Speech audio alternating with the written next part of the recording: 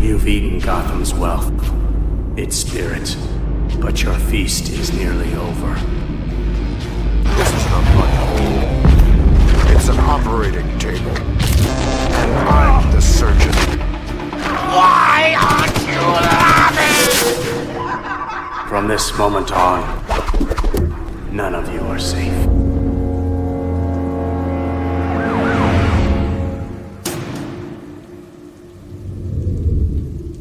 Welcome to the Batman Book Club, a podcast exploring the Dark Knight Library. I'm your host, Ryan Lauer. The Batman Book Club is a proud member, there we go, of the Batman Podcast Network, hosted by Batman on Film. Just go to batmanonfilm.com, click on podcast, and you'll find the Batman Podcast Network that has a whole list of other Bat-related shows that also like to dive into other nerdy subjects that all of us, including our favorite Italian, the man who bailed on the Alabama tide, Peter Arvera, love to frolic about in our free time. Batman Book Club is also on Patreon, so if you like what's going on with the show and you want to help support the show, keep the generators running in the Wayne Manor study, just go to patreon.com/thebatmanbc and join the others who have so graciously jumped in on that and helped support the show that way. And I want to, again, give a shout out to the latest patron, Mark McGaha. Thank you so much, sir, for helping out the show. Everything goes right back into the show to help keep everything running. So much appreciated, and thank you. Now, also, thank you for listening to episode 184, Nosferatu. That's right. Here, we take a break around Christmas time, and then we're right back to celebrating the Halloween season. We're on a very interesting comic book story, an Elseworlds Batman story, Nosferatu. But I'm not alone in talking about that. Joining me, marking the first time that this gentleman has appeared on this show. I've talked to him for a bit. Actually, that old Italian, the frolicker, is the man who, got us in touch with each other. He goes by one name, and he is from the North. And I don't mean Minnesota like Garrett Grev. I mean like the North in good old Canada. So he's a friendly chap. It's Reno. That's right. One name, Reno. Reno, welcome to the Batman Book Club. Greetings. It's an honor to be on your podcast. Oh, stop. Look, I know who's been previous guests, so I feel like I have some rather big shoes to fill in. Pete's shoes? Oh, there's plenty of room for you to sit in those suckers. Oh yes. Yeah. For anybody that's like active in the the Batman on Film groups and on Facebook and the Straight Outta Gotham group on Facebook and stuff, you've popped up in there and shared some conversations and some viewpoints and stuff over the years. So, and some people have even I think met you. So you're no stranger to these here parts. It's just a shame that it's taken so long for me to get you on here, but I'm really glad that you're here. So welcome. And since, Reno, this is your first time on the show, I have to ask you, and I did give you this heads up, even though you listened to the show, you knew it was coming. I have to ask you, what is your favorite Batman story?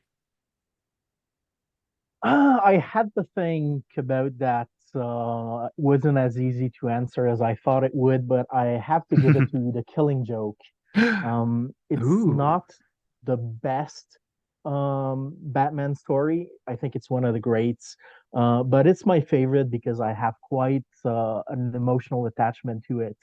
I've told that story many, many times, but I've never shared it on the air, so I will do it now. Brace yourself, people. Yes, it's pretty wild. Okay. So, as you have probably heard, in the good year of 1989, a movie came out titled Batman. At that time, I was 5 years old, and I really wanted to see the movie. I was obsessed with the Joker since I'd say maybe 1988 when I first saw the character played by Cesar Romero during one of the reruns of Batman 66. And from the promotional material for the new film, my father thought that the film was probably not appropriate for a 5-year-old. So he Debatable. decided, yeah, it is. And I got to watch it when it came out on VHS like the year after, or maybe like 6 months later. I can't really recall, but I was still pretty young. But at the moment, he didn't want to take me to the cinema to watch this, especially since around that time we had went to see Ghostbusters 2, and I had a pretty intense reaction to Vigo the Carpathian. So he Uh, figured if he takes me to Batman, I'm gonna freak out during the whole film. So he decided to try to make it up to me. So he went to the toy store and to a comic shop, and he came back with the Toy Biz action figure of the Joker and a copy of The Killing Joke, which I'm assuming didn't browse the pages oh before man, giving it to a 5-year-old. The policy in my family was always you can read whatever you can. Like there was no like censorship or stuff like that because sure. my parents wanted to stimulate the love of reading. So he showed up with that comic. Did I understand everything that was going on? No, but I was captivated by the images by Brian Boland, the colors and everything. And for that reason, even to this day, it remains my favorite Batman story. That is fantastic. Fantastic. How long into it did you reveal to your dad some of the material in that comic book? Um, I believe I did when The Dark Knight came out, and I was trying to get him to read some Batman comics Mm-hmm. because in his mind he was stuck with the iteration from 66 and the comics of that era, and he wasn't into it. And I was trying to tell him because he's a comic reader, but he's mostly into the Franco-Belgian comics such as Tintin, Mm-hmm. Asterix, stuff like that. Sure. So I was trying to get him to look at the Batman comics. So at one point, I brought The Killing Joke, and I told him, you gave that to me when I was a kid. Obviously, it wasn't the same copy. It was, I think, a re-release in hardcover, but he browsed the pages and he wasn't in shock or anything. He just chuckled and he said, I gave you that when I was a kid. What was I thinking? I said, well, you just wanted to make me read something. So, but there was no visceral reaction. And as a kid, I'm not sure if I really understood. As I've said, I I couldn't read everything that was on the pages and get all the nuances. So I was captivated by the images, but some of the more violent images on the pages, I'm not sure my brain was fully registering what I was seeing, such as Sure. the scene with Barbara, for example. I Yeah. think this thing flew way over my head, and I didn't realize what was going on. I just think that's fantastic though. Like, good old Yeah. Ghostbusters 2 freaked you out. It's like, we can't take you to Batman 89, but let me go ahead and pick you up to the Killing Jokes. Here you go, son. Have a good time. Go to your room Yeah. and enjoy this fun little comic book, okay? But no, that's an excellent choice. And knowing you and in talking to you and stuff, and knowing your affinity for the character of the Joker, I don't think it surprises me at all. The Killing Joke would be your favorite. Outside of like not even knowing just the emotional attachment and that great story, but just your interest in the character and when he's written well and stuff. And I mean, as far as like greatest Joker stories ever told, I mean, that's probably the most popular one that anybody would say, aside from maybe his first appearance and then um The Man Who the Laughs, I'm pretty fond of as well. yes, I love yeah, Joker's Five Way Revenge. I don't know why I was blanking on that Yes, one. So yes. yeah, I read that as fantastic. well. You read that as a kid? Yes, the Five Way Revenge. Yeah, I did. Yeah. See, now that one I could see getting for uh that one I could For a see get child. like him Yeah. picking up, yeah, and you could get it, you could go through with that one and it'd be but yeah, that's funny. Fantastic. I love it. Great story. All right, Reno. Well, we've teased these people long enough. We give them a nice little appetizer. So let's dig into the main course. All right, let's talk a little Batman. Nosferatu.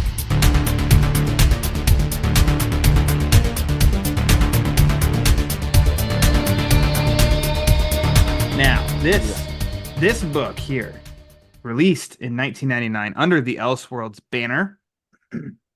Writers are Randy and Jean-Marc Lofficier. Yeah.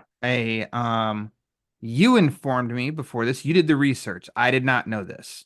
You go ahead and drop the little nugget there because you weren't gonna. And I said, no, you bring it up. You bring it up here. This is what the people come here for. So Jean-Marc Lofficier is a French comic book writer, and Randy Lofficier, whom I right off the bat assumed was his brother, is actually a lady. Uh, I had no clue Randy could be a first name for in the US. Yeah, so she's American, he's French. They met. I wasn't at a convention. I can't recall where it was, but and it wasn't for something comic book related. But they married and they relocated to France a few years later, and they've been working partners in terms of writing. Excellent. Much me, I glossed over it and just thought, oh, they must be brothers. But there you go. Little love connection. Yeah, what it actually prompted me to make the research is because, well, Jean-Marc is obviously a French first name, Hmm. and Randy is not a French name at all. Like, well, in case some of the listeners haven't guessed, like I'm a French Canadian, Hmm. so French is my first language, and I can tell you Randy is not a name that we have over here, nor in France. I'm not saying they are not at all, but It's it's just not a common. typically, yes, it's a Yeah. typically English name or Anglo name, and I Uh, thought it was maybe a nickname at first. So I made the research, and that's how I discovered Randy is a lady. there you go. Probably influenced one of the great South Park characters, Randy Marsh. Clearly. I mean, they came across that. Matt Parker traced them like, hey, Randy Lofficier. You know what? Let's name a character in South Park after Randy here. Definitely kidding. The artist on this is Ted McKeever. This book was released obviously physically. From what, and this was a humdinger because I thought it was physical only. Could only find this sucker physically. So when you and I talked about this a while ago, I tracked this down, which was rather easy, and I bought a physical copy, very affordable, shipped to me in like perfect condition and everything. And after reading this and doing some research, I saw that this is collected in the Justice League Elseworlds Volume 2 book. I was checking out the Batman Elseworlds books because I just figured this would go into that one of those, and it wasn't in any of those. And I thought that was weird. So I'm like, I think this is the only Elseworlds story that's not collected in those volumes. And then to see that it was included in the Justice League one, that sucker is available digitally. You can obviously buy that anywhere, and because it's digital, it's on my favorite app of all time, Hoopla. So for this discussion, Reno, what version did you read? It's a physical copy. It's the one that I bought circa 2001, I'd say, at the latest. Yeah, 2000, 2001. I bought it at Capitaine Quebec in Montreal on St. Catherine Streets. And if the book is to be believed, I must have paid around $950 Canadian for my copy, and it's the same one that I have since. Still in pretty good condition. I take great care of my books. Yes. So yeah. Well done. Yeah, and on the back, I too, because I just said it, read it physically. And on the back, 950 Canadian translates to 595 USA. Back in Yeah. 1999 at least. Um, was your version was in English? Yes, absolutely. Okay. Um, I even though like my first language is French, I Sure. will not read something that is translated unless I do not I cannot read the the original language that it's written in.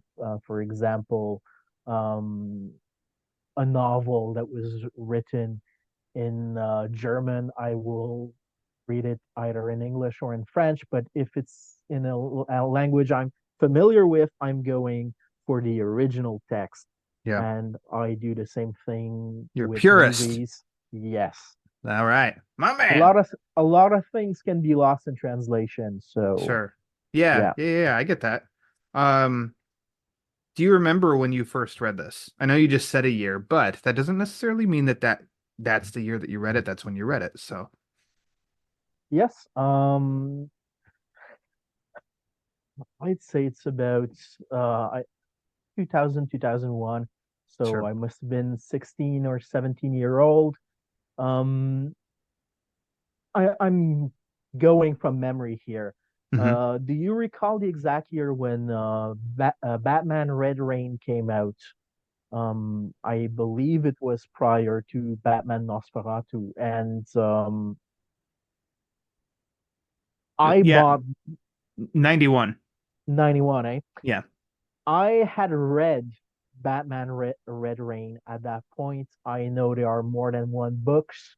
It's a trilogy, I believe, which I went to the comic shop and this thing caught my attention and I bought it thinking that this must have been a sequel to Batman Red Rain, which Oh. is not the case at all. And yeah, back then I wasn't really using the internet to search things that are comic book related. Hmm. I was a teenager, and you can imagine what it was. All right, there we go. Yes. So, You're looking up the Montreal Expos on the internet. Yes, yes, I yes, understand. absolutely, yes. Well, look, um, I didn't uh check out what were the titles of the sequel to Batman Red Rain back then. Hmm. I just knew there was more. And when I saw that book, I purchased it thinking I was getting a sequel, and they have absolutely nothing to do to one another. And we'll get into it, but even the Yeah. title, Batman Nosferatu, I mean, that's not what I would have titled that book, if I'm being brutally honest. And Yeah, we'll get to yeah, that here in we'll just a get couple of into minutes for that. sure. I've just read this for the first time yesterday. I've had this a few months now.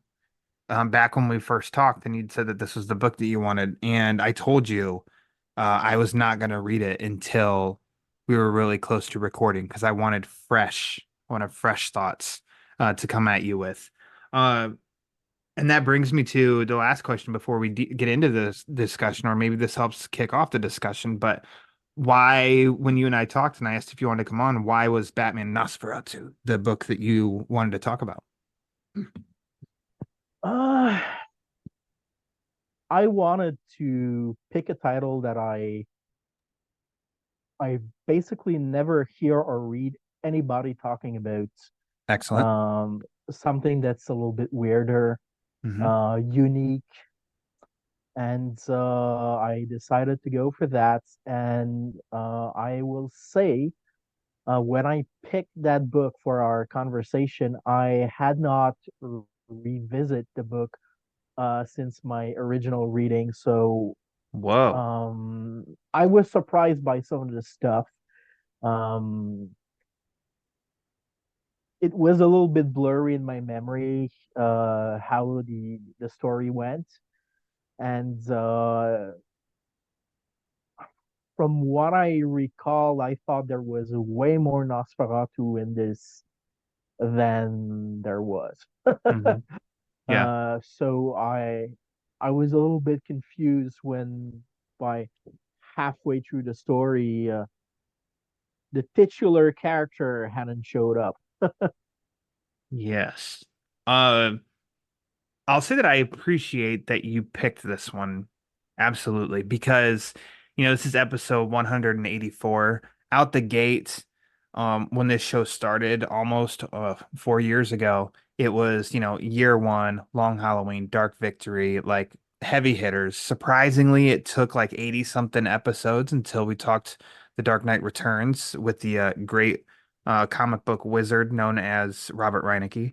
And there's still some good classic stories that haven't been chosen, but also like now people are having fun finding some deep cuts, some rarities. And I love it when that happens. And sometimes it's ones that like, oh my gosh, I haven't read that in a long time, so it's a little fuzzy, or I haven't read this one at all. And so I get to journey online and hope that I can find it for a very affordable price. Um, and yeah, and then it becomes like a fun discussion, and it you know brings excitement to it because it's oh, this is a new Batman story, I haven't read it before, so I don't know what I'm gonna think, which is also exciting. So read it with an open mind. And then I love it too that it's 64 pages, so I was able to read it again today. Got to read it twice. I wanted to read it twice. And you started that. I will tell you that when you and I texted about setting up what time to record today, we both didn't want to tell each other our thoughts or anything like that, but we did both exchange that we were very surprised that Nosferatu is the title, Yes. because we both thought that it could have been your call, and it's even on the back of the book, The Cabinet of Dr. Arkham. That I Yes. think that would have made a lot more sense. I know that becomes a longer title. But I mean, Batman, The Cabinet of Dr. Arkham. Yeah, sure, why not? It I seems think like it's a that little would have bit, worked a little yeah, better. it would have worked better. It would have been a better title considering the content of the story, but it's just not as marketable as Batman Agreed. Nosferatu. Yep, That's agreed. So, I mean, to kick us off with this, well, let me give really quick history behind this, because doing that research, so I read this front to back, perfect. Like I was not lost in anything. It's a standalone story. However, in looking up real quick, I saw that it was, in the Justice League Elseworlds Volume 2 collection, which really surprised me, and I didn't understand why until it said because it's quote unquote part of a trilogy where there's a Superman story, Elseworlds story, and a Wonder Woman story, both with the same teams, did all three of these books. And together they can be kind of one, almost like it could be one movie made up of three shorts. Very loose connection, however, they are connected. So I definitely read both of those because I just kind of wanted the whole vibe of it all. This one was my favorite of the three, but also the other two were a little interesting. All three are like earn the Elseworlds banner, and all they all earn like the mature rating, especially the Wonder Woman one. Um, but yeah, so you revisiting this for the first time in a long time, what'd you think? um I liked it a lot, mostly for the art. The story itself, hmm, I enjoy what they were trying to do. I'm not sure everything landed, and I feel like it doesn't fully live up to the potential of uh, of how you would pitch that story, if I may say. Gotcha. Um, Even with the art that I really appreciate, sometimes I had a hard time following what was going on. I don't know how that went for you, but there are some scenes in particular that, uh, upon reading some reviews afterwards today, I realized that I had not understood what was really happening on the page. And these are things that sort of tie into the previous book, which is Metropolis, a Superman-centric German expressionist Elseworlds story, which I had not read. Um, to piggyback on the little joke that I made earlier, I didn't search for Batman Nosferatu either. So when I read this, I had no clue that um, it was part of a trilogy. Mhm. Um, and I found that out this week. Actually, I kind of felt bad because I was wondering if maybe it would be accessible. And now that I read it, yes, it's a standalone story. But as you said, there are some things that tie into at least like the previous entry. I've not read it Mhm. yet, but thankfully, through some of the reviews, I was able to understand what properly went on in certain cases because it's sometimes a bit hard to follow, Mhm. and the images are not always are very good at explaining the plot points. Yeah. There are even some moments, I don't know about you, but I had a hard time to tell which character was which, especially in the case of, well, it's the Bruce Wayne character, but here he's called Bruce Wayneson, and Yeah. you have Dick Grayson, who's called Dirk Grayson. Yeah. And Uh, sometimes I had a hard time telling them apart. Same thing with the Chancellor Henderson character, and yeah, it's a little bit of a mess in terms of the writing. But I think the skeleton of the story is good, but it could have helped doing a few more drafts. so I think you and I are definitely close because I read it and surprisingly I liked it. Mhm. Um, I guess maybe that's not surprising because yeah, like a very high percentage of books talked about on the show I like. Almost all of them, except for one, which I did say in that episode, Last Night on Earth. And that was a good conversation with Eric Carter where we talked about that book. And I said, this is the first time somebody chose a book that I don't like. Um, and then there is Batman R.I.P., which continues to this day make me sweat in my pits because it's a frustrating story. Thanks, Javi. But this book, I think the strength in it is the atmosphere. Yes. Um, I am not. Yeah, I've seen Cabinet of Dr. Caligari once. It was back in college. I dug it. Of course, it's a silent movie, so it's like, my ADD mind can kind of venture, but the look of that is awesome. I recognize that movie just by the look. And then when movies, TV shows, Rob Zombie's Living Dead Girl, um, Yes. comic books, they have German expressionism and stuff. Like I dig that a lot. So that alone for this book, I really dug it.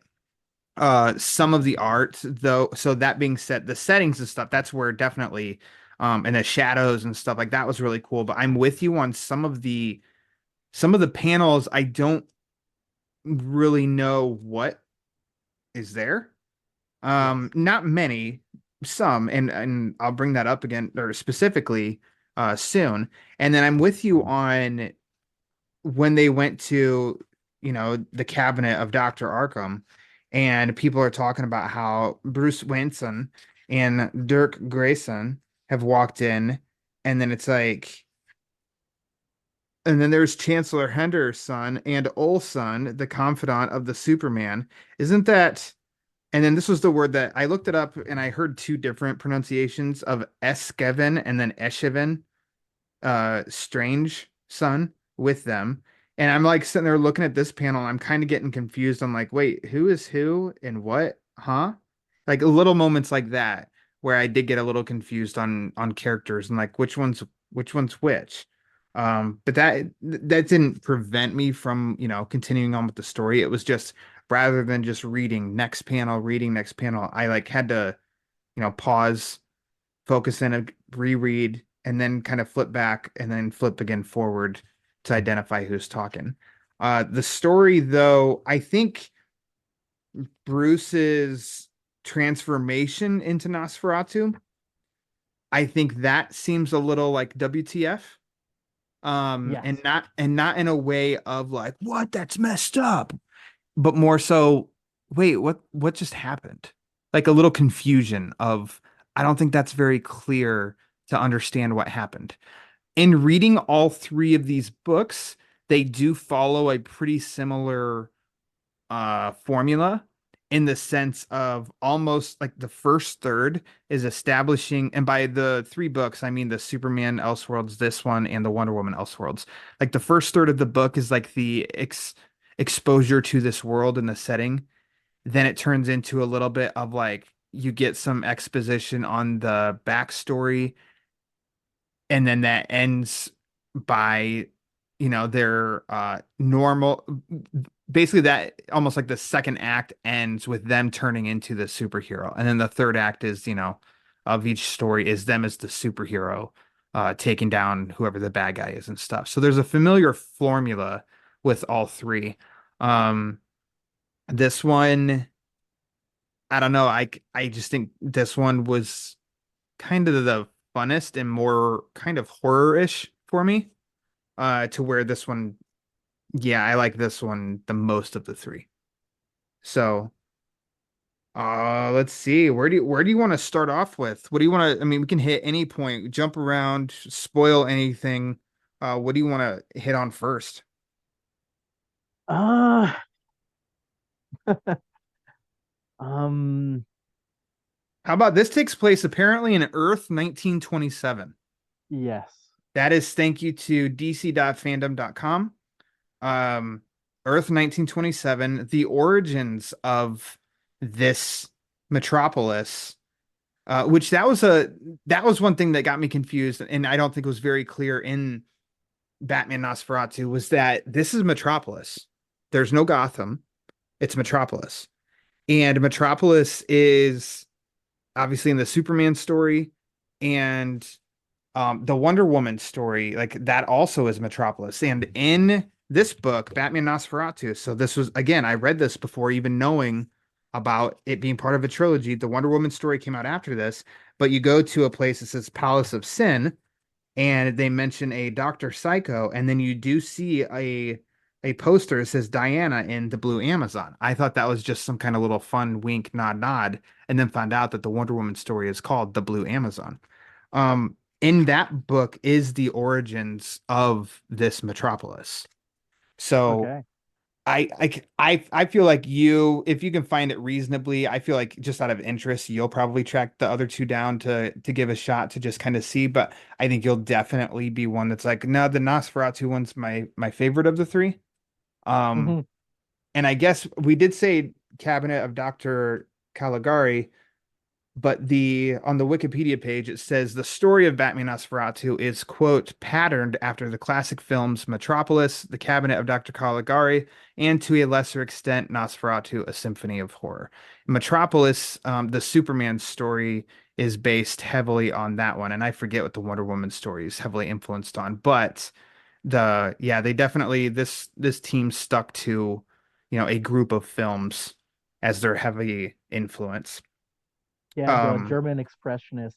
I believe the because I did a few research today. mhm. I believe the Wonder Woman story draws from Dr. Mabuse the Gambler. There you go. And there was another one, I can't recall what it is.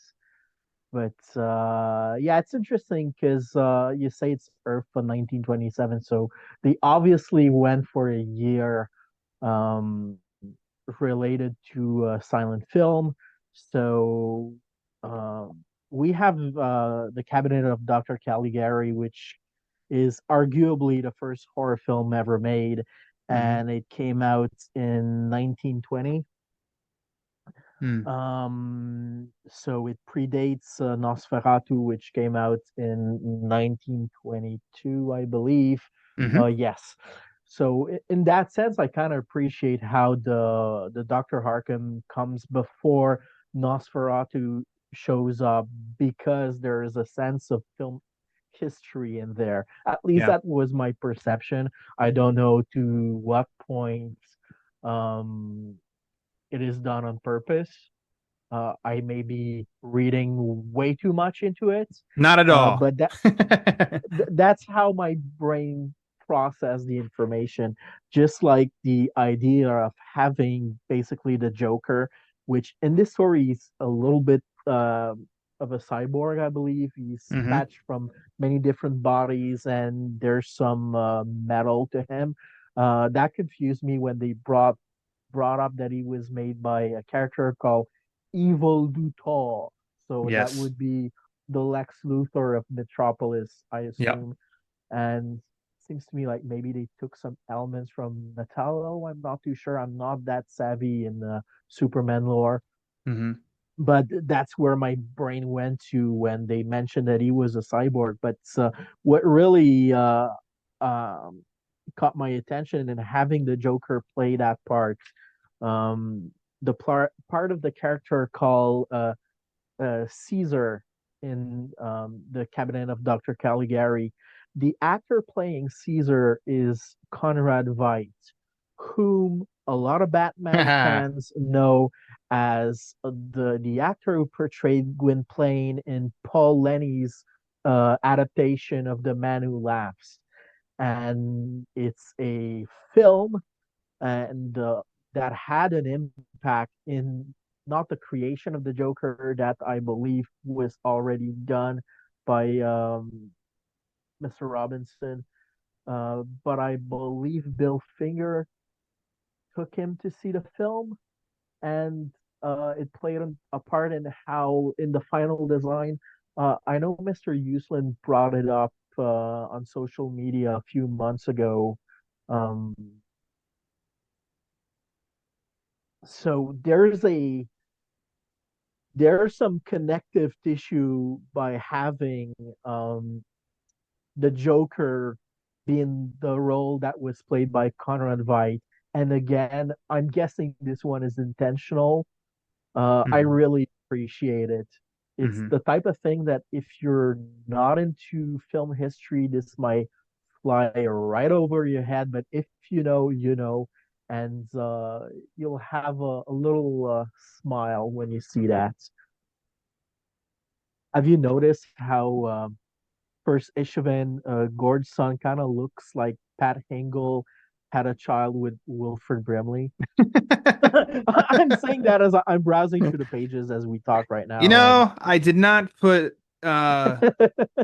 Hingle and Wilford Wilford Brimley. together. Can But you see it now? that's a Well, hell of a baby. Yeah, Gordon at this age is 42. Like it blows my mind when I see of like pictures of how old Wilford Brimley was or like what he looked like when he was like 40 or something. I'm like, oh my God. That's hilarious though. God. I want to do a that's what side by popped on my side. brain Oh, when it's I saw the fantastic. picture. Yeah. I love it. Um, so yeah, Caligari is fuzzy in my brain, but I obviously people I think a lot of people would know the like images would stick in their heads of like they could something would pop in their head if they hear about that movie. And I think definitely Dr. Arkham is a great representation, a great link. You can heavily see the influence. Obviously, the shadowy side of Metropolis, um, those landscape images definitely make you think that this side of Metropolis, it just seems it's like it's a very dark, dirty section of the city. So it would they never say Gotham, but it's like a there's a lot of there's good allegories here of like the of Batman history, you know, Yeah. and there's so how Bruce Wayne's son turns into Batman or sorry, turns into Nosferatu, you can see how how they morphed the true story of how or Bruce turned into Batman. You know, they morphed it a little bit and like, oh, okay, so here it's almost like he does fall down a well and he's like in a cave and he rises out of that cave as something different, you know, and it's like, yeah, that's in here too. That's in Yes. Nosferatu. It's very different, but like the bones, the roots are there, the seeds are there. It's just doing what Elseworld stories do, changes it heavily. Um, since I just so two things. One, you did the research on this. The sun, the hyphen sun at the end of the names. Yes. Go ahead and explain what the link to that, the definition of that, why that's in here. Yes. Take what I'm about to say with uh, a A very shot of Mountain Dew. considerable a shot of Mountain Dew, Thank but you. a Yes. very considerable amount of grain of salt because it's a Google search, and I'm not sure if I understood everything because Okay. um, usually when I see son at the end of a last name, my brain doesn't think a German, it thinks Scandinavian. Hmm. So I was confused why they add this, and apparently that was a thing, but not in the era during which that book is taking place. Because by the late, is it the 18th century or the early 19th century, people in Germany started to change the sun for SOHN, so son, to Germanize their name. Um, so that's why, by the way, that I'm trying to pronounce it as Owenson rather than just Owenson, because I'm assuming this is how it's meant to be pronounced. I'm Hmm. not certain, but it's confusing. And even the fact that, okay, I know you're trying to play on the German expressionist thing. Um, from what I recall of Dr. Caligari, there's no character that had a name that ends with son. The character there was, well, Caligari, Caesar. There's a character named Francis. Um, I can't recall the name of the lady. My brain says that it's Laura, but I'm probably wrong. Um, but even though, like, if you're trying to play into the German thing, I think they kind of overdid it. Like, Hmm. maybe do it for one character or two, but there's a lot of it in there, Yeah. and it's a little bit confusing. The Bruce to be like Bruce, Hmm. that I appreciate. Dick is Dirk, that works for me. I just took Um, those as like that's definitely like the German version of those names yeah, is they are Bruce German, and but Dirk. Yeah, that's yeah, just kind and of what I figured. Luthor rather than Luther. Yeah. No, no H, but they really overdid it, if I may say. You may say. Um, it's it plays a little bit like a parody at that point. Gotcha. But I Yeah, don't think man. there was any ill intention. It's just Sure. clumsy writing. I took it as, you know what? There's Bruce, there's Dick, oh, there's Commissioner Gordon, even though it's Eshkiven, um, Gordon, and excuse me, and stuff like that, and it didn't bother me much. It's like, oh, okay, got it. Um, Something that was interesting to me definitely are these. So it's called psychomancies, public Yes, psychomancies, in which I looked up to see if, like an actual definition of a psychomancy, and I didn't find anything. And then I think Barbara references it later and calls it a seance. Um, yes, but I was really wondering, so what basically a psychomancy is, or like in this story, is it's almost like it's a the cabinet of Dr. Arkham. So it's almost like it's Dr. Arkham's stage in theater the public comes to, and he brings out the laughing man and who, doesn't really speak. And then it's like he can, his hysteria has freed his mind from the boundaries of time. He knows the past and can see into the future. Test him for yourselves. And so Dirk even says, he raises his hand and he said, I'd like to know what tomorrow's headline will be. And the laughing man just says, death. And then what ends up happening is Arkham sicks him out to go kill somebody that's going to make a headline. And who is it? It's Gordon, because we see the Wilford Brimley, Pat Hingle, Gordon, like in the early on, he's arguing with Arkham about how he doesn't like he needs to put a stop to him. He calls it, okay, he says he calls them seances. Psychomancy is the term we use, says Dr. Arkham. Divination using the soul as a medium. Um, so that kind of like that backs up the claim of what the Laughing Man, he can see into the future. He said death, uh, which I think for given like back in those earlier times, it was easier to like, I don't think people like were more gullible then. So without asking questions, they can read that headline and be like, see, he was right, rather than asking certain questions and starting to pinpoint things. But I don't know what like people showed up, that question was asked, and then everybody just left. And that's a psychomancy. And what does that really even mean then? Like, what is this public event? You know? Yeah, I it's basically mirroring a scene from Dr. Caligari. In that film, they refer to it as hypno seance. So Gotcha. it's Okay. hypnotism. And the character who in this is the Laughing Man. So in the film is I say Caesar, but it might be Cesare. There's an extra E.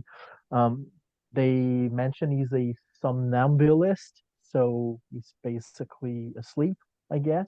Mm-hmm. And under the hypnosis of Dr. Caligari, can tell the future, and Caligari is using Caesar to commit some brutal murders, some of them for personal revenge, some of them for further purposes that I'm not gonna get into because that movie has a twist ending, and I don't want Ooh. to spoil a film that is over 100 years old because 104 years old this year, but yes, don't spoil because it. I to this day this movie still works, Mm-hmm.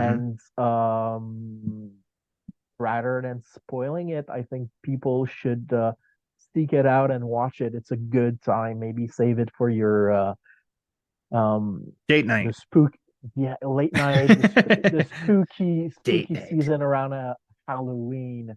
Okay. Watch There you go. Dr. Caligari. Um, yeah, I'm not gonna say what the full Okay. twist ending is, but there's some surprises by the end, and I rewatched the film yesterday, and I had forgotten about that part. Okay. So yeah, I can't wait to watch it definitely again. I'm gonna check it hop out. to it again.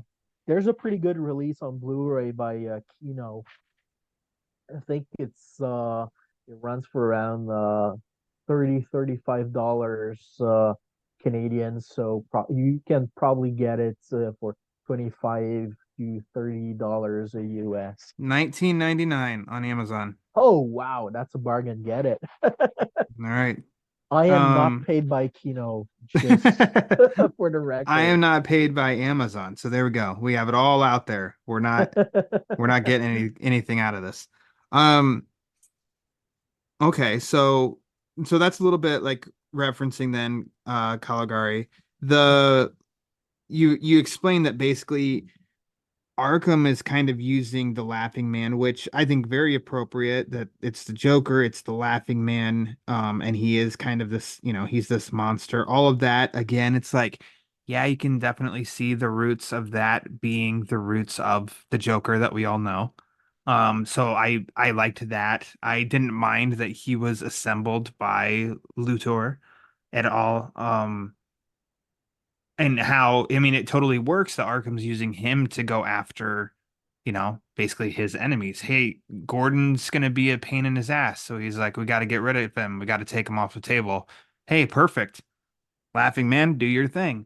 Um, Dirk, who is, a man of law in this, he's kind of asking questions and being a little bit of a pain in the butt. And so he's the second victim and dies rather. I really liked how Gordon's was left to your imagination, you know.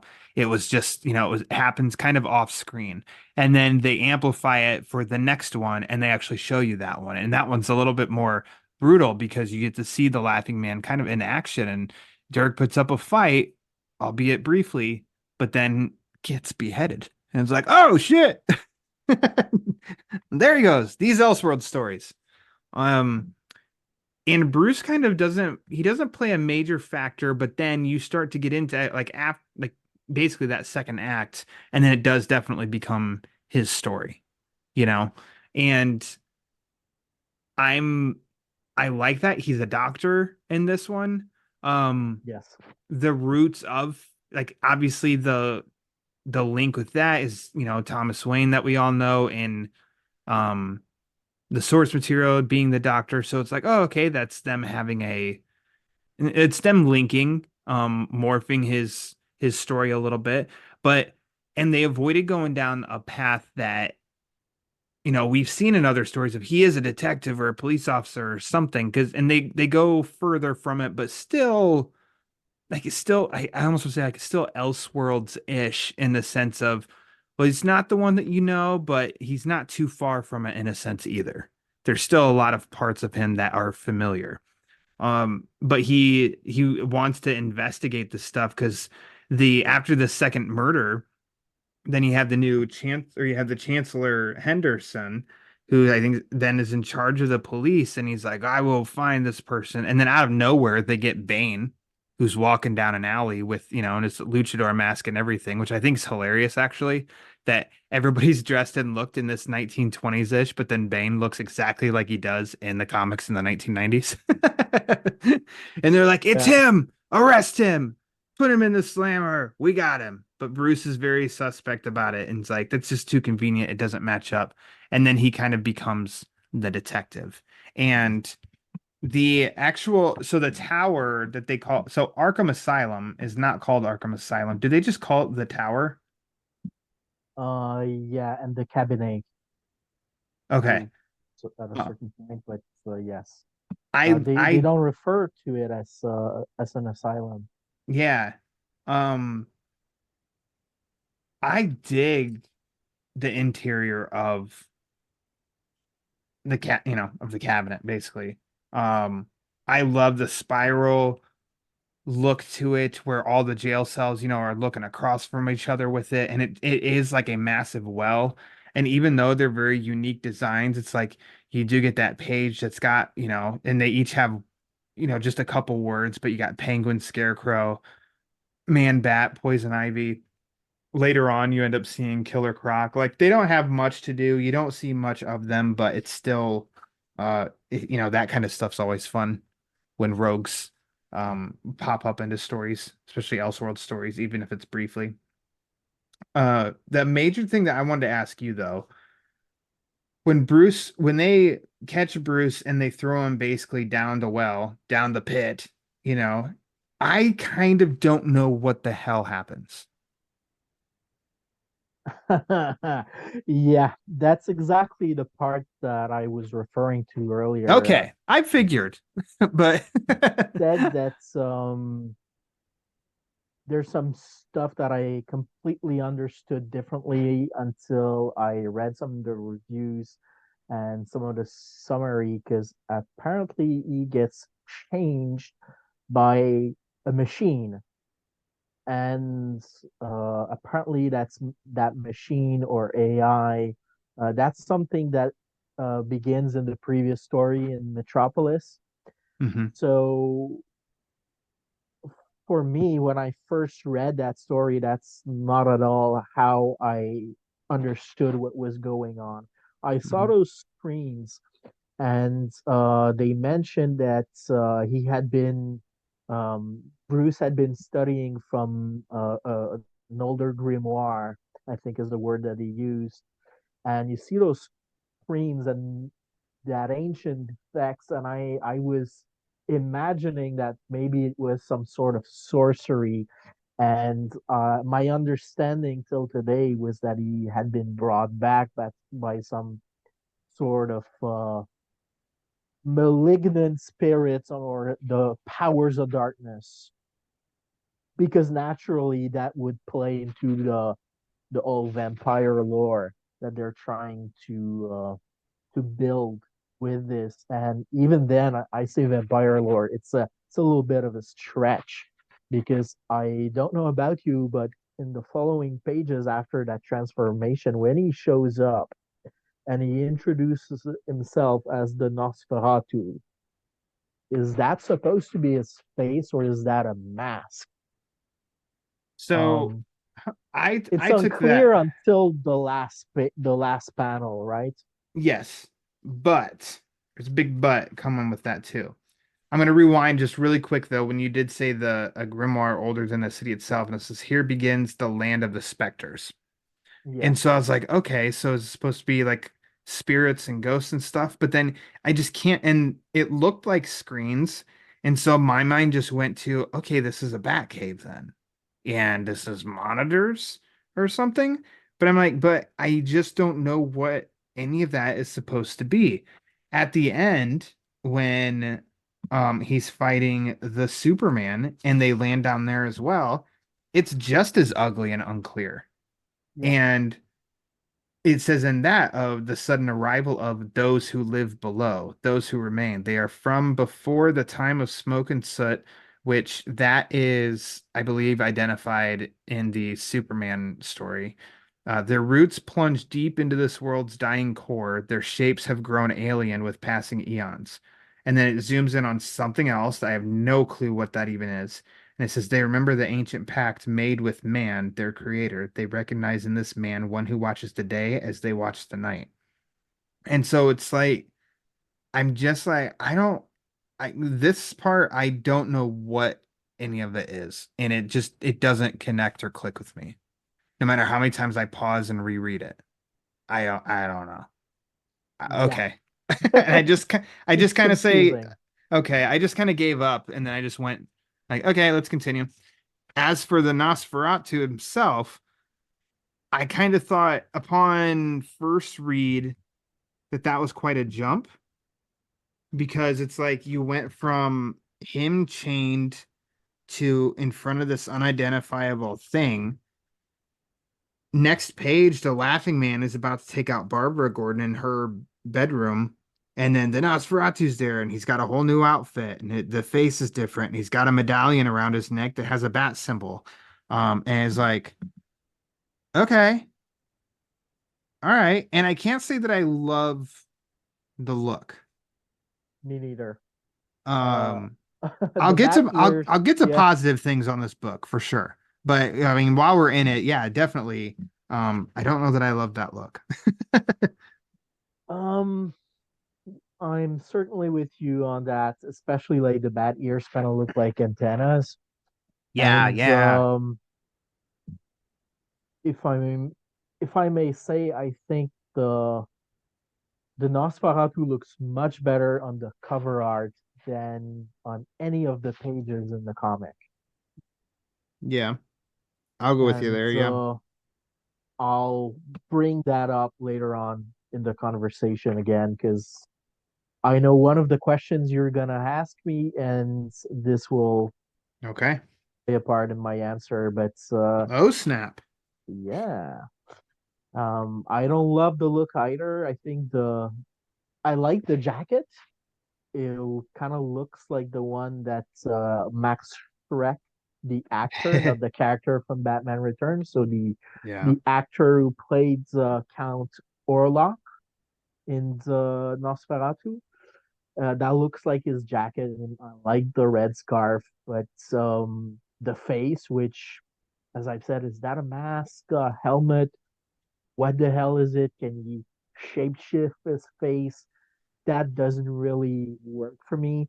The fingers are kind of cool. It's creepy, but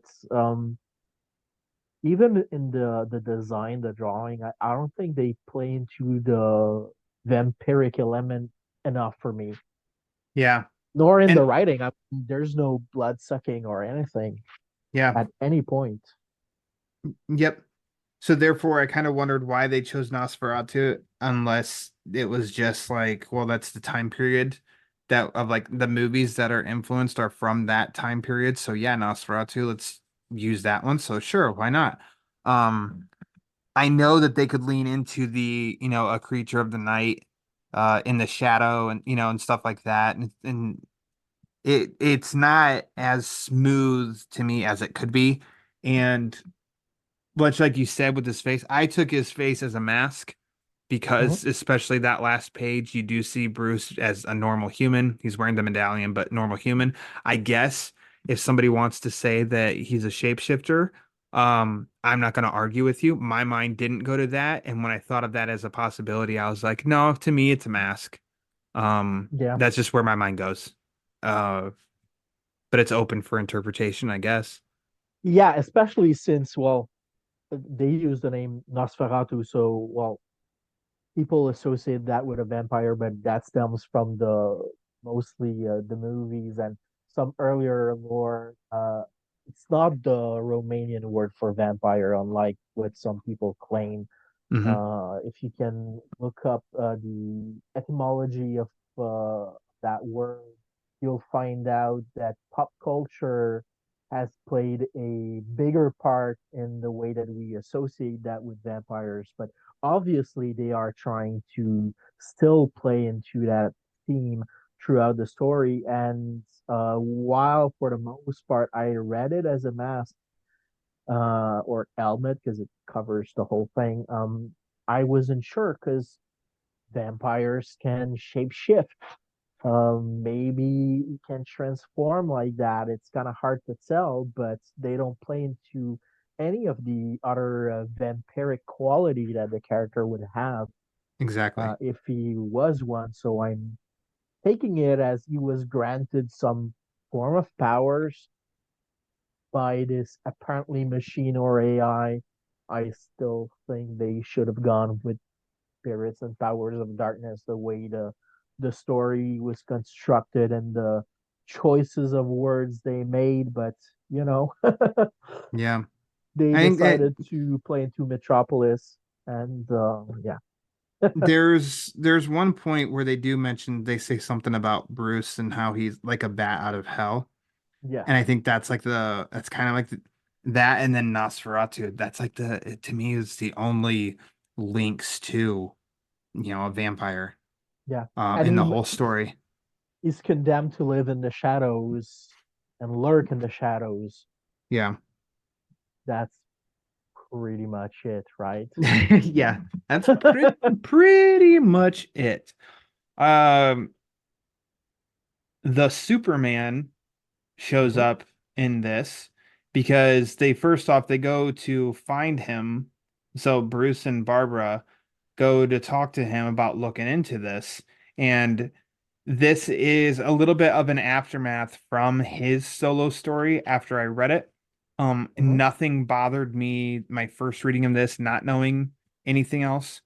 Um, but he's too concerned with his mission that you find in the Superman story to really bother with it. But then he does end up messing with it because to him he's all about the light and there's a lot going on in the shadows, and so he goes and basically confronts Nosferatu and comes to the realization of no, one can't exist without the other. Basically, I'm in charge of the light, you're in charge of the shadow.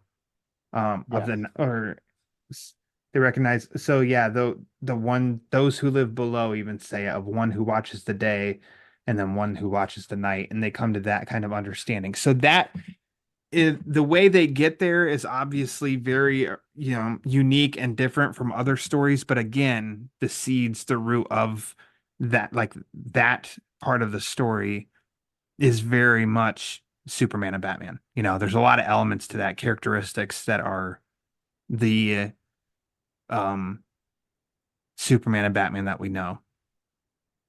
Yes. I didn't mind it.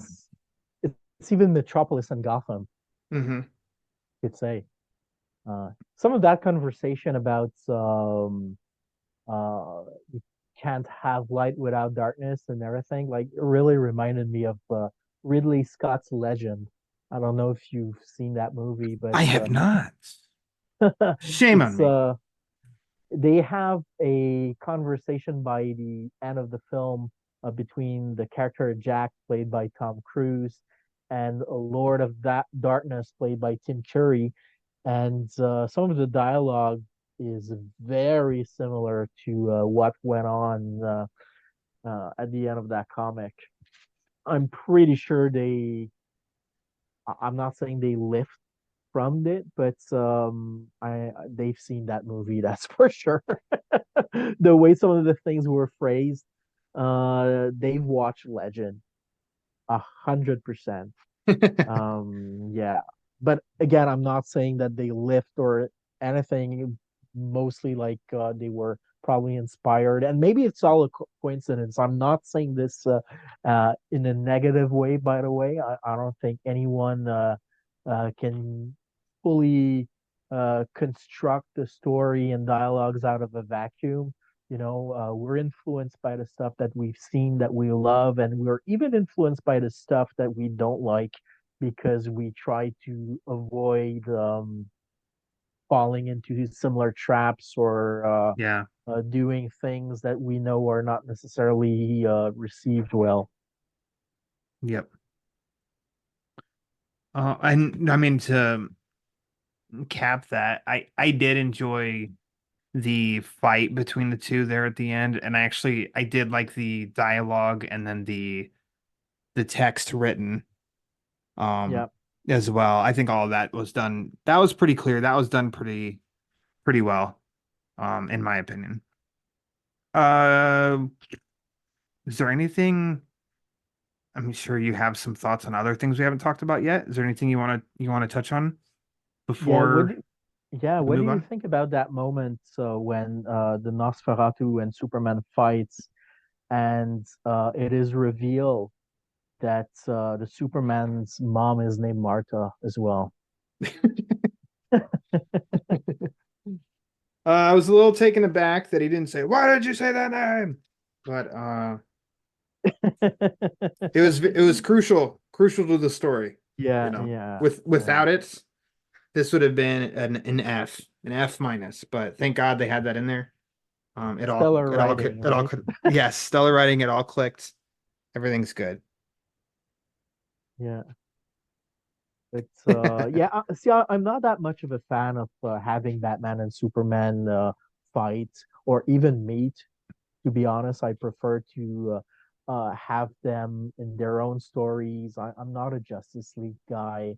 I like solo Batman first and foremost. And Hmm. whenever I do read some Superman stuff, which is pretty rare, I like solo Superman as well. But in this instance, it didn't really bother me. I thought it served the story pretty well. And but if I may say, I would have liked a longer confrontation between the Nosferatu and the Laughing Man rather than just bringing in Superman in the third act. Yeah. Yeah. I mean, kind of like copy paste everything you just said. I've said it on here many times that, like, if I'm asked, what's your preference? I say solo grounded Batman. Mhm. Like that's my preference. And if that's the case, then he doesn't need to be showing up with Superman. There's a lot of content where the two are together and stuff that I do like. So in this, without knowing the context of the three stories that are, interconnected, him showing up, it didn't bother me. And then, like I said, at the end, the message that kind of comes across by the two of them meeting, uh, I liked it. I thought it was well done. I think the message, the writing for that was well done. There was definitely a purpose rather than, well, we need to bring Superman and Batman together. And now I know we're like in the superhero genre, we've had more than enough of heroes fighting heroes. At this time, especially at that being Elseworlds, it probably would have stood out more. Even though this is, over a decade after Dark Knight Returns, where the two face off against each other. It was probably, if it would have felt like um more of a rarity and stood out a little bit more than this time. But to answer your original question, like, I didn't mind it either. I thought it was well done. On the Wikipedia page, I saw that it was interesting because Jean-Marc, he had it, and this is according to Wikipedia, said that he had a fourth and final book planned entitled The Green Light, which would have introduced counterparts of Green Lantern, The Flash, and The Martian Manhunter. And then they list a bunch of different movies that it could have been based on. Um, I I can tell you after reading the three, I wasn't longing for like, where's more? I was good. I don't think I'd have needed Yeah. more. Um, I can't really comment on that because I've not read Metropolis Sure. or a Wonder Woman, the Blue Amazon. You said the title was. Yeah, yeah. Um, I'm not longing for more either after reading Batman Nosferatu. Um, I'm not longing for more in terms of the story that was proposed. Would I take another story set in that world, focusing on the Nosferatu? Yes. Especially if it would play a little bit more into the vampiric lore, because that's something that I'm very much a fan of, as you know. Um, and it's part of the reason why I picked that book. I've mentioned Batman Red Rain earlier. I got this thinking I was getting a sequel, but all of that was linked to the fact that at that age I was a very much a goth teenager, and everything vampire related I was devouring. You were Jared So Leto before Jared Leto. no. You inspired him. You're the reason for 30 Seconds to Mars. Anyways, Um, yeah, I would take more Batman Nosferatu stories if they played a little bit more into the vampiric stuff. But to be honest with you, I don't think there's that much of a market for it. Not with the way this story was proposed. I've mentioned earlier in our conversation how I think this story, while I like it, I it doesn't live up to its potential. That's kind of where I'm getting at here. Um, I think there's a better version of that story that could have been told and that could have been expanded on uh, for a few more issues. yeah. Yep. I agree. I want to dip into a couple of questions for you, Reno. Yes. Yes, you've got a question? First off, I want to ask you, what was your favorite part of Batman Nosferatu? Um, it's gonna tie into my favorite panel, and that would. Do you have your copy with you? Yeah. Yes. Uh, go at page 38. And it is when the Laughing Man is creeping into the bedroom of Ooh. Barbara Gord's son, and the Nosferatu shows up for the first time. Mm-hmm. I love the imagery. Um, Obviously, I love the Batman Joker dynamic. So whatever version you have, whenever they have a face off, especially if it's one of their first encounter, it doesn't need to be the first one. I'm captivated. And here, the way that it's presented, I know they are mirroring the scene when Caesar abducts a woman in the cabinet of Dr. Caligari, but it also uh, br- um, remind me of that scene when the vampire Orlok is in getting in the bedroom of oh, I forgot the name of the character in the German version, but it's the equivalent of Mina Harker. Hmm. And yeah, the imagery is very similar here, and I'm very much a fan of that part of the story. The art design. It even reminds me of the 1979 Nosferatu remake by Werner Herzog Mm-hmm. with Klaus Kinski as Horlock. In that version, they use the name from the book. the Dracula book, because yeah, the original Nosferatu film is basically not unauthorized adaptation of Dracula, so they changed the name. And there's a scene in which Dracula creeps in. It's Lucy's bedroom because, like Mm-hmm. many adaptation, they kind of did a switcheroo between Mina and Lucy. Mm-hmm. And yeah, so that's my favorite part, and that's my favorite panel as well. Is It's just basically the whole sequence. You can't it's pick very out just creepy, one. Yeah. Okay. very I'm atmospheric. I'm not too so my favorite part. It's and this is weird, but it's also not too far from you in that it's when the Laughing Man goes after another Gord's son, but it's Mhm. her papa. So page 15.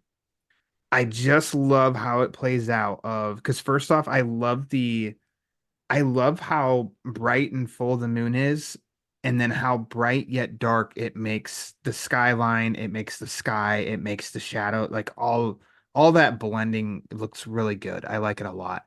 And so then I just love that sequence of the Laughing Man. He's on the roof, jumping off the roof, and you see he's going to police tower. And then, like I said earlier, of you don't you know what happens to Gord's son, but you don't see what happens. And I think it's very effective. So I Yes. just think it's a very good, like it's a good, like kind of like horror scene. Creepy stalking to go get his prey, and he gets him, and then you turn that page, and sure enough, it's headline Metropolis in shock. He's found earlier today brutally murdered in his office. So you can almost guess what happened to him after you see what the Laughing Man does to Dirk. Just a few pages later, like, oh man, because the light's on also, and then all of a sudden, like the light goes off and stuff. So I think all that's done really well. As for my favorite panel, also strange, the 2-page spread on page 2 and 3 when you get that skyline of what this dark metropolis looks like, and that bright freaking moon, and this basically what I just said about how that moon, how they color the moon with the sky, with the buildings and the shadow and stuff, I think is such a great look and such a great atmosphere. Um, that I dig it, and that stood out to me. Like it's almost like even in looking at it, as if you're looking at a bright freaking moon. Like you step outside, look in the sky, and it's a full moon night, and it's bright. Like that's how good I think they did the coloring and all of that on this. And I just ended up liking that. Like if I liked the Nosferatu costume more than his first reveal standing in the doorway with the moon behind him, like that could have been it, but I don't love that costume. So I love this Gotham at night with the moon and everything. I think it's just such a great atmosphere. Would you like to see this adapted into animation? Yes. However, I was gonna say yes. I even have it written yes, but so basically you're saying the same thing. However, I have conditions. exactly. And it's kind of what I was mentioning earlier about for example, the costume design of the Nosferatu. Because I gotta be honest, I knew you were gonna ask me about the my favorite panel, and I kind of had a hard time picking which one it was gonna be. And originally, I was gonna cheat a bit and say that my favorite panel is the cover art. So, would I like to see an animation version of this? Well, first of all, I don't think there's a market for that on a feature length 70, 70-minute film. Um, but if they did, because they could make, let's say, an anthology story, either with the other German expressionists um, tales that you mentioned, or they could just make an animated movie called Batman or Justice League Elseworld or DC Elseworld, and you would have these, let's say, four short stories of, let's say, 20 minutes each, because this book you can get through in 25 minutes easily, as far as I'm concerned. Yeah. And if they did, I would really like if they could lean a little bit more on the artwork that is featured on the cover.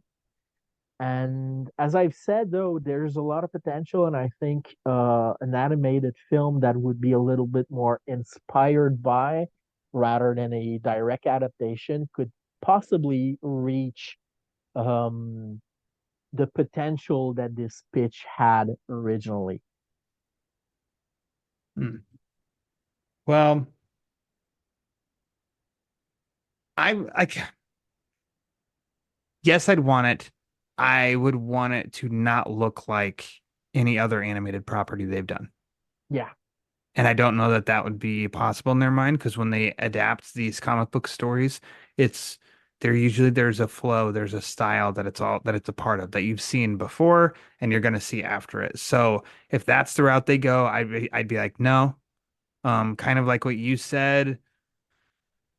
I don't know. People aren't, I'd be surprised if many people read this and if they listen to us talk about it and they go and they read it, that there's going to be a lot of people that really love it. So therefore, it's just like, I don't know that this would be anywhere near a list of let's adapt, but a caveat with that, or a flip side of that is that you can it kind of gives you a lot of freedom. You can do whatever you want with it then. yes. Um, and maybe they could do one that does lean more into the Nosferatu aspect. But for me, the strength of this book is definitely the look and the atmosphere, and so that's what I would want them to really lean into if they ever adapted it in the animation. Um, yeah, and I mean, I thought of how I said of like if earlier a movie of all three stories and they're just shorts, like they could do that. This being like a 75-minute movie, it would be almost like, what are you gonna add in there to help fill? And not just as filler, make it big contributions.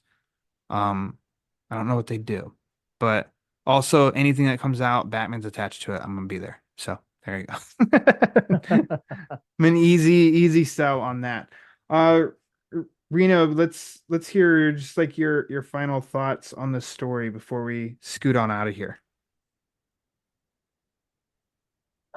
Well, to be honest, I don't think I've got a lot more to add after Hmm. the discussion that Sure. we just had. I mean, it's the 25th anniversary of that book too, so Woo! Look at that. that First will episode of this year. We're doing an anniversary episode. Had no idea. maybe we're gonna revive interest Yeah. in that Yeah. book. And You know, hell, Robert Eggers as Nosferatu remake coming that's out. right. I think on December, I think. yeah, it's on Christmas Day. Uh, yeah. Uh, You know what we could maybe that's say? gonna pump Us some waiting, interest into that story. us waiting till now to do it in the 25th anniversary. It's all part of the plan. Yes, There we it's go. all connected as It's well, all right? connected. Yes, always. It's all connected. All right, before I interrupted you though, so carry on. Your final thoughts. Um, Continue unless you were finished. Oh, I was done. That Okay. was pretty much it. I was just gonna bring up it's the 25th anniversary. Um, and maybe we're gonna revive some interest in that book. Who Yeah, knows? Maybe, as I said, the Robert Eggers film might be a reason for a reprint. I don't know sure. if there's some buzz around that story. If at one point it resurfaces on social media, you never know. Um, The Batman Book Club's gonna bring it back. yes, We did it. we'll find out. We'll find out. But I don't know how affordable this story is if you want a comic book physical copy. Um, as I've I said, less than $10. oh yeah, that's what you paid for it. Yep. I got it used, great shape. I think it was free shipping with it, and I spent less than $10. So, eBay, if you're interested. Otherwise, like I said, the collection of the Justice League Elseworlds, that's Hoopla. If somebody has Hoopla and you want to check it out before you just buy, I'd be interested to hear a lot of people's thoughts. Yeah, I think it's gonna speak maybe to film fans Sure. more than Yeah. to Batman film fans. As I've as I've told you prior to recording this episode, as I was rereading the comic, I thought about one of your former guests a few times, and I'm pretty sure you would appreciate that story. Well, maybe he wouldn't like it. I can't speak for him, but I think he would be interested by the premise, and that would be Mr. Robert Reinecke. Professor Reinecke. Yeah. He will message me after he listens to this. I guarantee he's going to message me and he'll give me a nice little lesson. He does that every now and then, and I always enjoy it. Um, so yeah, I bet he's had it or read it and he's got some thoughts. So there you go, Robert. Open invitation. Send me a message. I want to hear it.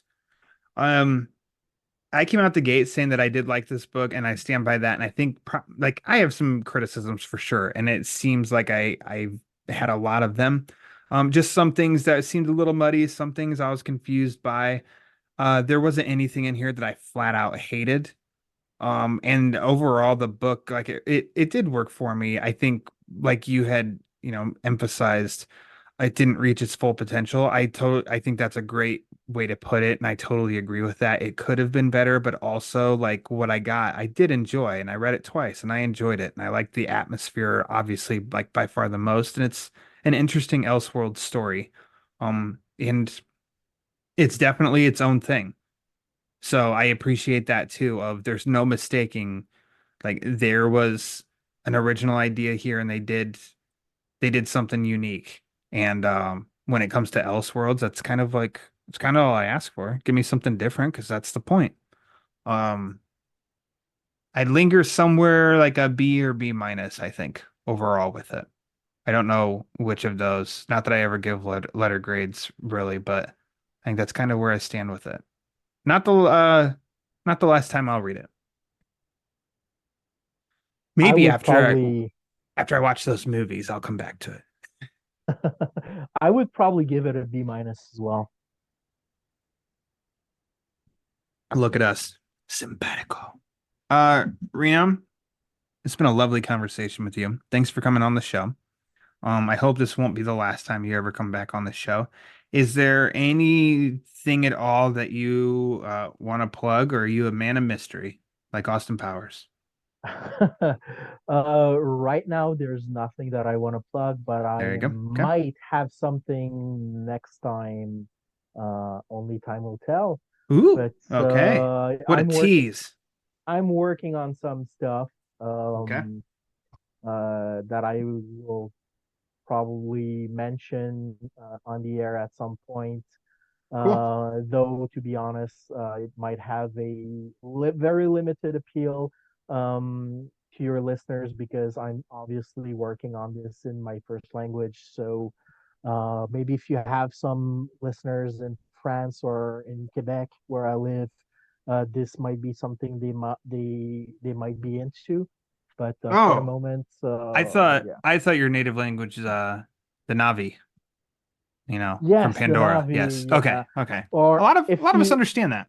yes, or if you believe Mr. Peter Vera, That because son of a at this bitch. point, yeah, at this point I'm a character on Straight Outta Gotham. He does a pretty terrible impression of me, and I kind of sound like a Hungarian vampire. It makes, but That's also yeah, my involved in the mob, a Russian mob. yes, obviously, Obviously, obviously. yes. Right And on. yeah, so my first language is French. It's not Hungarian or Russian or whatever Oh accent goodness. he decides to give me on any given day. Oh, there you go. Thanks for all of that, Peter. There you go. So yeah, someday again, Reno will be back on here. As for the Batman Book Club, you can follow on X and Instagram at the Batman BC for latest episode drops, upcoming episodes, and sometimes some giveaways. Make sure you subscribe to the Batman Book Club YouTube channel because Peter and I, it's our mission this year, 2024. We're getting on to No Man's Land. It's happening. It's happening. We're gonna do it. If you want to support the show, there's a variety of ways you can do that. Like I said at the top, patreon.com/the Batman BC. Go to tpublic.com and type in TBBC for the Batman Book Club. And if you want to support the show, but you don't want to spend any money money at all, that's 100% A-okay. The cheapest, easiest, and quickest thing and most impactful thing that you can do is rate and review the show. So wherever you listen to it, podcast wise, whether it's Apple, Spotify, Amazon, iHeartRadio, Google Play, any of those, just go to the rate and review page and just really quick rate and review the show, because the more reviews the show gets, the more it helps spread the word. And as we all know, that word is panic. So for Reno, I am Brian Lauer. And until next time, read more Batman comics.